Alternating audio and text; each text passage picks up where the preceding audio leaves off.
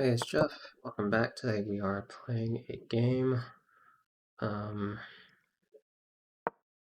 so all I know about this person, he watches the channel, and I think I play this. No, he linked me his chess tempo. He's around 1550, which is pretty good. So in the 65th percentile. Um, so about 100 points higher than I was when I started training on chess tempo. But I don't remember what my first tactical training looked like. But being around there is pretty good. So we're just gonna play some games, or one game probably, and we'll see how it goes. This is a new account for them, and they've only played one game and won it. I would guess their level is around 1500. I actually don't even know what theory is here. I kind of want to push. They take. I could lose this, but then I could go here. I think we looked at something similar. I'm scared if I go rook e1 first, then they might have some knight stuff and attack the f pawn. So I'm pretty sure this is a normal move, but I don't really know the theory. So if we get to something tactical, hopefully we'll figure it out.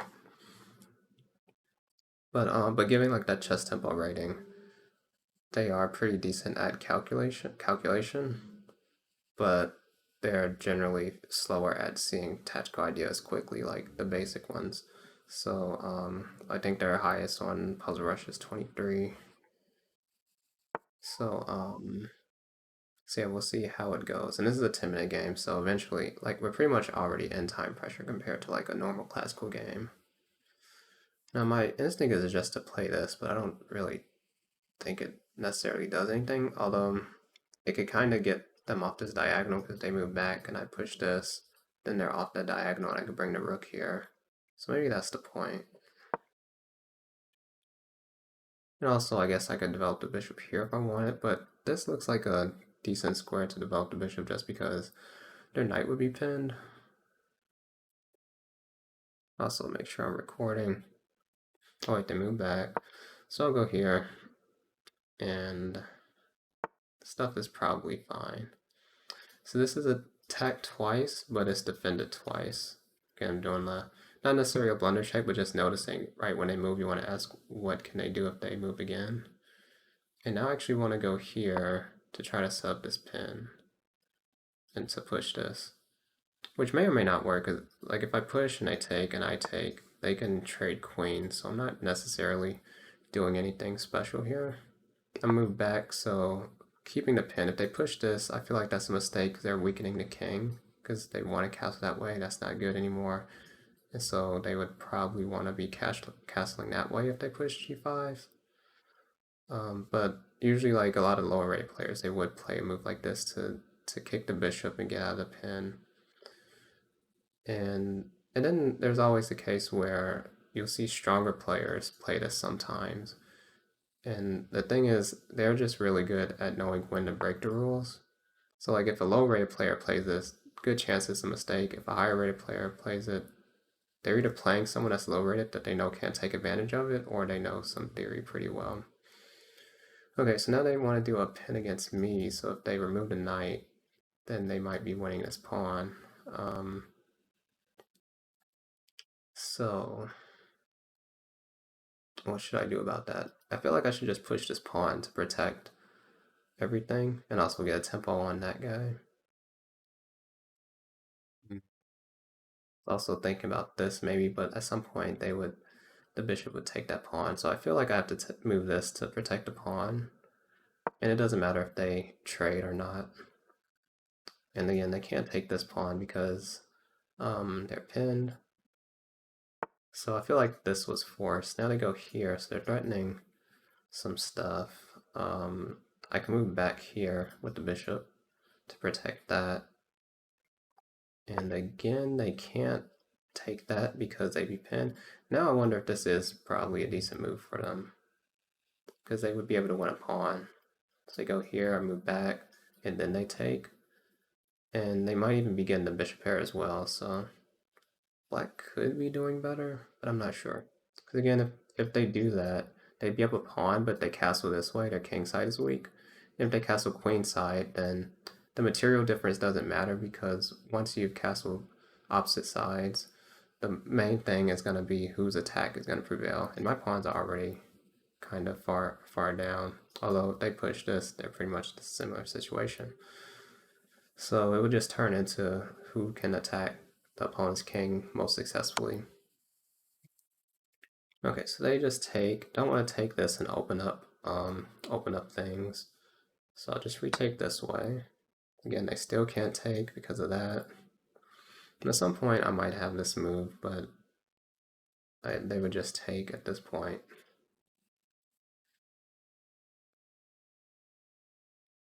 Important to note that this pawn is pinned, so I can never really move this pawn unless I move the king out the way at some point. But this move 14 position looks equal material-wise.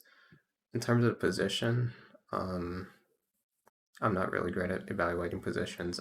I feel like this means I have a space advantage. My pawns are more advanced in the center, like I have more center control. And in terms of development, they're kind of almost done, but my king is castled, so I kind of like that.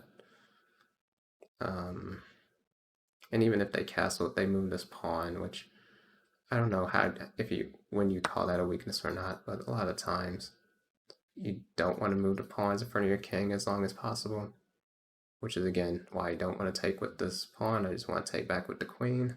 And now I kind of got a position that I want, because if I wanted, I could trade here if it was my turn to move again and double their pawns, and that creates kind of a pawn weakness.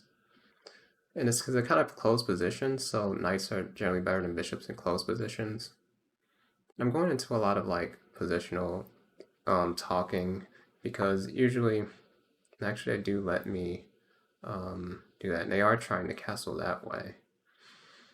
Okay, I'm going to take some time, so I'm up a minute to explain what I was talking about before, but usually what I recommend people, like especially if you're under 1500, is to just try to make good moves, and no matter what you do a blunder check. So even if you don't have the best plan, as long as it doesn't fall into some forced loss, you're probably going to do okay, especially when you're playing against people at your rating. But then as you get higher up, or if you're just in a position that has no tactics, it is a thing where positional considerations like, okay, is this knight better than this bishop? How do you find a plan? That becomes a lot more relevant, but it isn't really necessary to be that great at it to get to 2000, like where I am right here. Although maybe it helps since I can explain some things, like I know outpost squares and the basics of good bishops versus or bishops versus knights. So they decided to keep the queens on the board and I guess try to make things tactical, and this kind of helps them open up stuff against my king.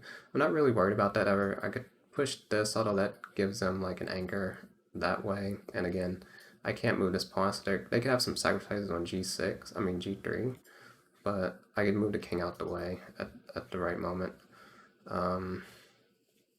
I feel I should definitely get the knight out now. And I'm gonna go, I don't know which way. If I go here, they might try to do something like that. I don't know. I gotta move them. Yeah, I just gotta move. Like I don't see any immediate threats. I feel like they're just trying to castle that way. They want to keep queens on the board, just to make it a little complicated. Okay, so they go here. Now I'm going to move this one here. And I don't mind if they trade. I would actually kind of prefer it.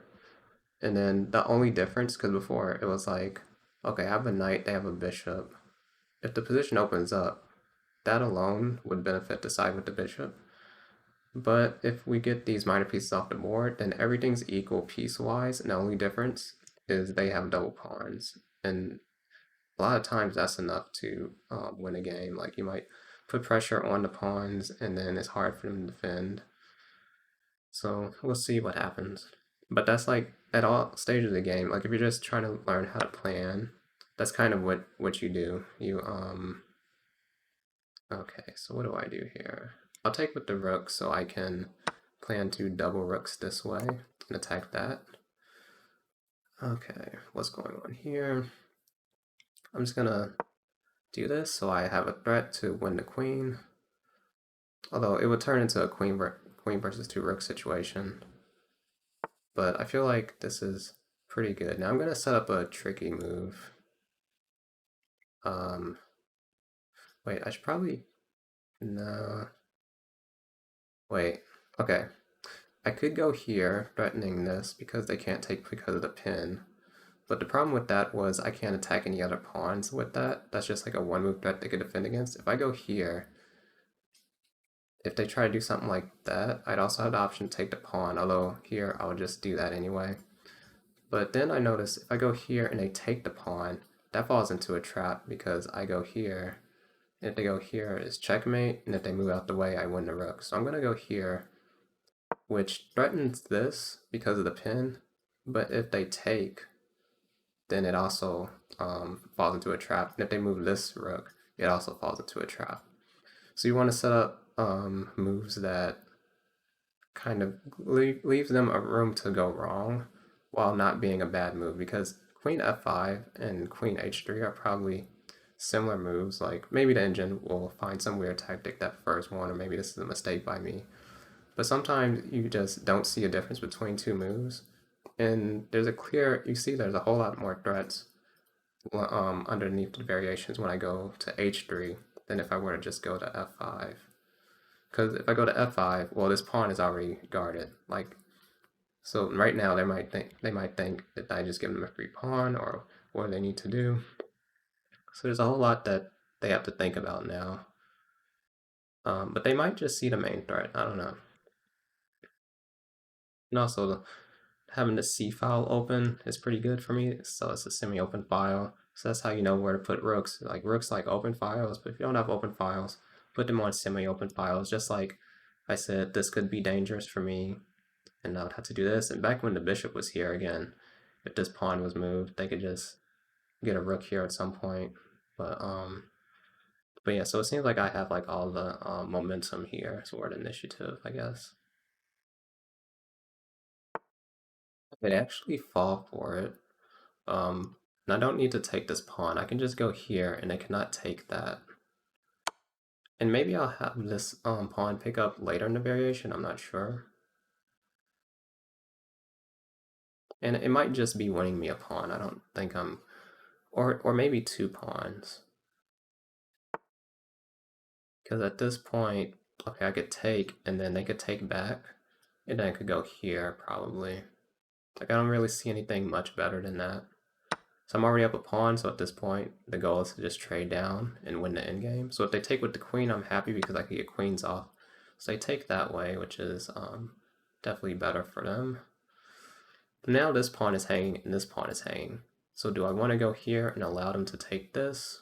If they do that, I can take this pawn, that's free. Or, no. If I go here and they go here, I can go here. They can't move the king because I'm cutting that stuff off. And it would just lead to a forced back rank mate. So this is actually a trap again. And actually I could go this way. It really doesn't make a difference which one I do. If they take the pawn, it looks like a forced back rank mate. So again, this pawn is a trap. So they have to spend some time to calculate if they can take it or not. But given that they're taking their time, which is good. So with non-wall physics, we saw he played really quickly in a lot of situations and blundered. But this person, they're taking their time, they're really trying really hard. So, but the problem with that is when you're playing a stronger player, they're going to be able to calculate faster and see ideas more quickly. So you will just end up in time trouble. But you do survive longer and play like better moves. So that's actually good for your development. And that's why like I recommend doing chess tempo standard, taking your time, because this is what you get like better at practicing.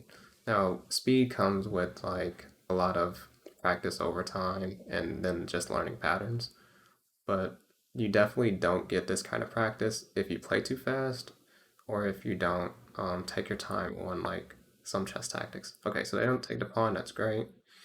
Great for them.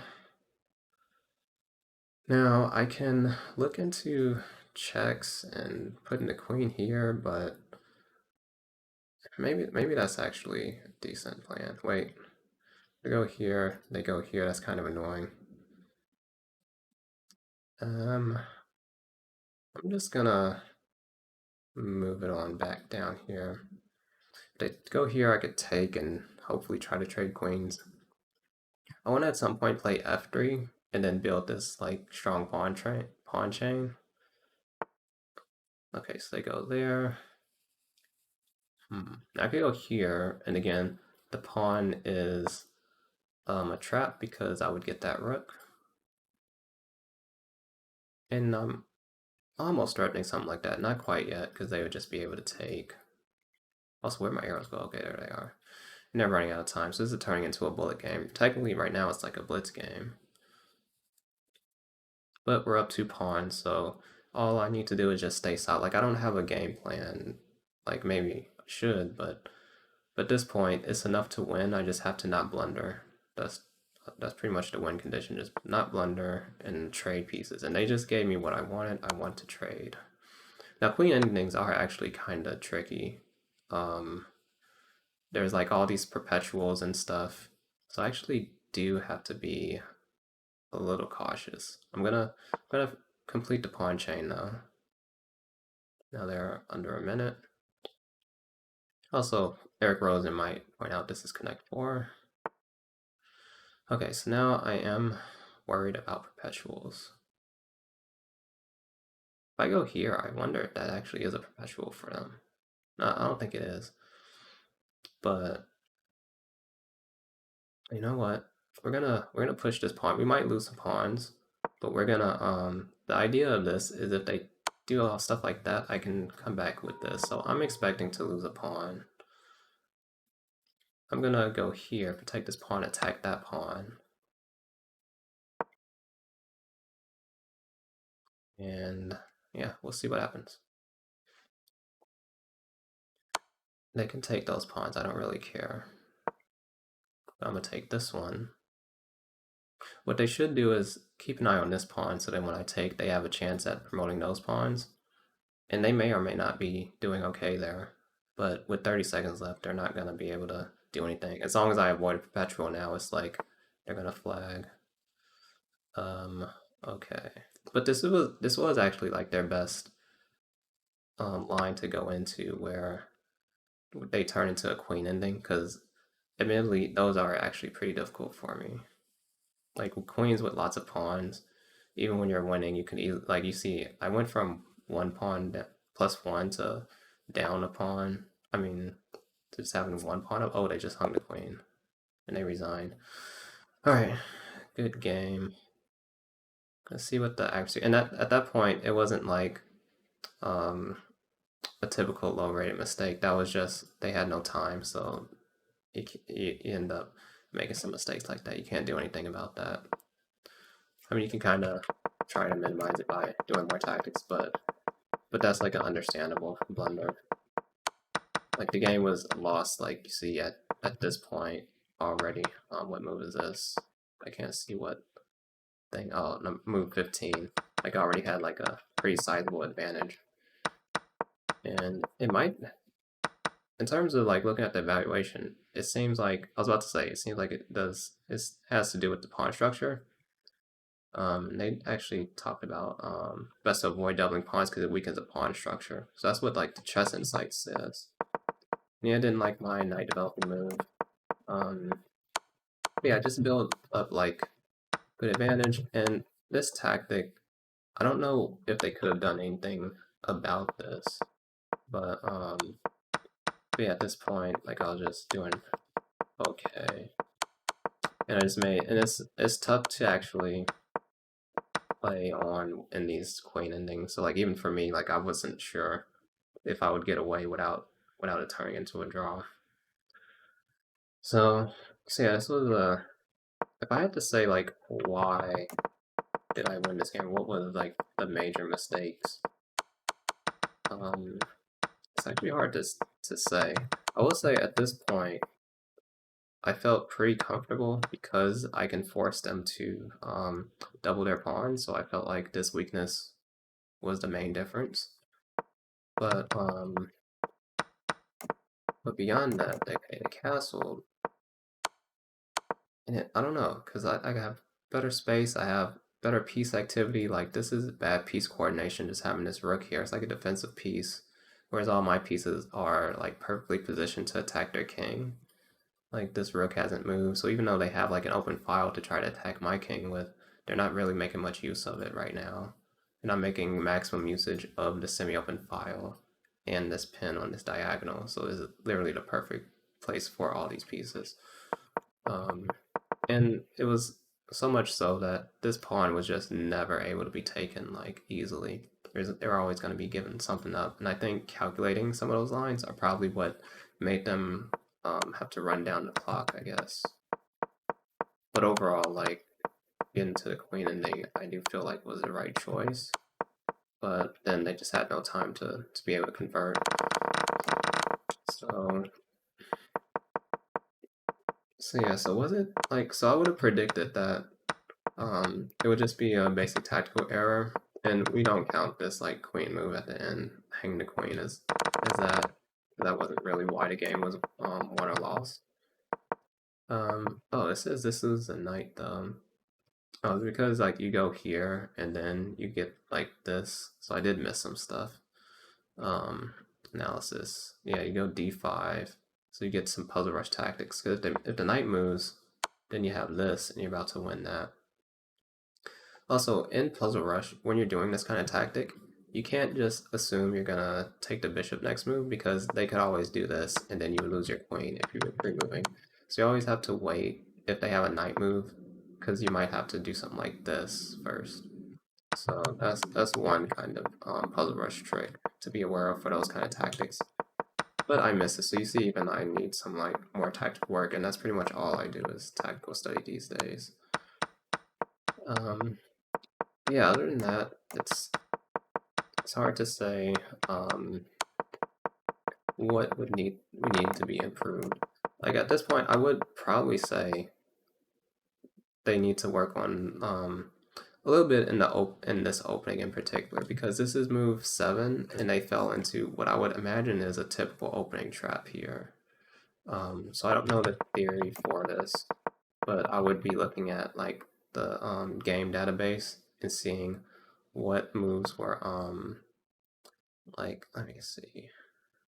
I could download the PGN easily. Or I could just look at this. C5. They went bishop. Okay, that was a top move. I castled. Okay, so at this point, knight f6 is the top move, and they played d6, which was played not as much, but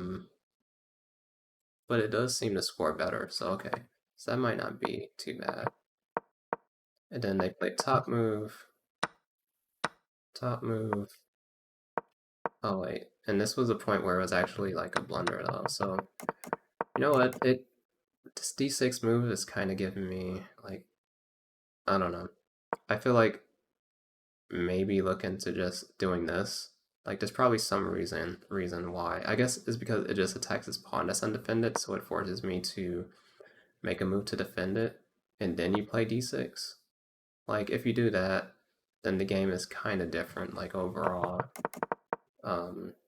But then you could also try to look at these d6 lines and see like what strong player is playing this as black. And then okay, so we have a grandmaster that actually did play it.